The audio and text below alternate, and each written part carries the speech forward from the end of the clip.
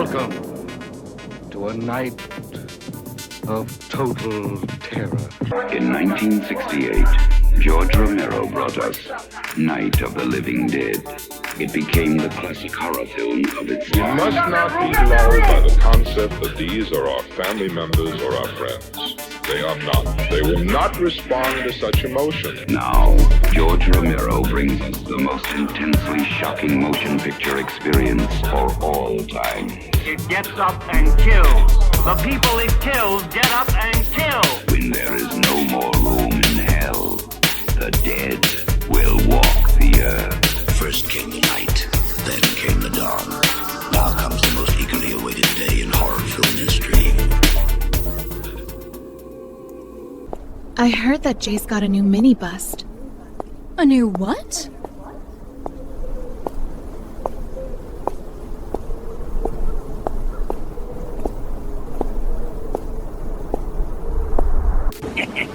You opened the pages, kiddo. Now the fight begins. Where's my cake? Tide's coming in, pal. Hungry thing's been waiting a long, long time.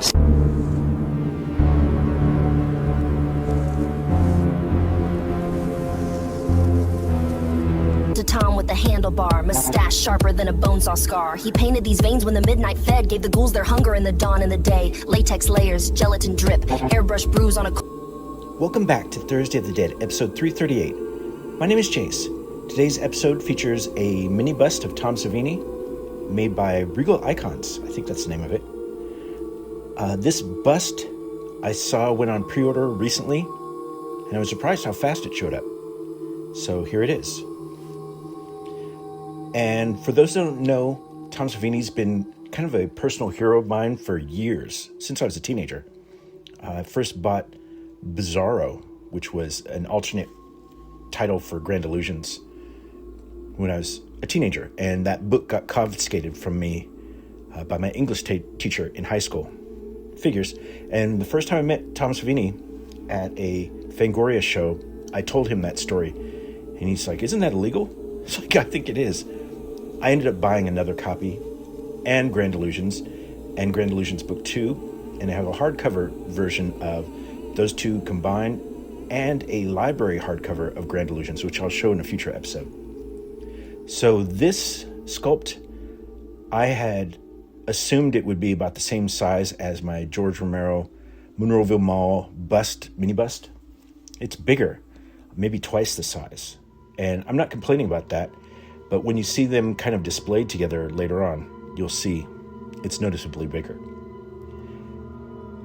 I think this was $50 plus shipping. It's actually a very good price, considering very nice packaging, nice sculpt, good quality.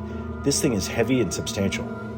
I mean, it's not like you could kill somebody with it like the marble ashtray in Creepshow. Yeah, I guess you could try. But yeah, I'm happy with this. And now, of course, I'm thinking of who else I would like a mini bust of.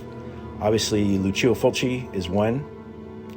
I would like one of probably Rick Baker or Rob Bottin. Definitely Rick Baker. Maybe Stan Winston. I'm just thinking of different FX heroes that I like. There he is. Good likeness. And I would like one of Tom when he was younger, around the time of Dawn of the Dead. I think that would be pretty cool.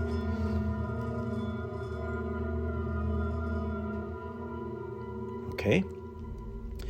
And now here is kind of my makeshift display for them all right now. You see my George Romero bust, my Peter Washington model kit. Still have to paint. I just recently glued them all together. And then there's Tom's head. See how big he is compared to everybody else. I mean, as I said, I'm not complaining. It's cool. Thanks for watching. See you next week.